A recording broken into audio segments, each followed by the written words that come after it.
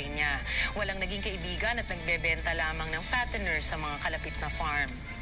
Ngunit taliwas ito sa nakikita natin sa mga nailabas ng Expose Philippines na pamumuhay ni Mayor, magmula sa mamahaling kintas, mga bag at iba pang mga kagamitan. Sa taong namumuhay ng simple, hindi yata akma ang paggastos ng milyong-milyong piso sa iba't ibang bagay.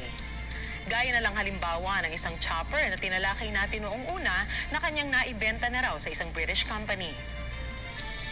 At rider din pala itong si Mayor Alice Moa. Makikita po natin siya rito sa litrato sakay ng Harley-Davidson Fatbob 114 na nagkakahalaga ng 1.4 million pesos.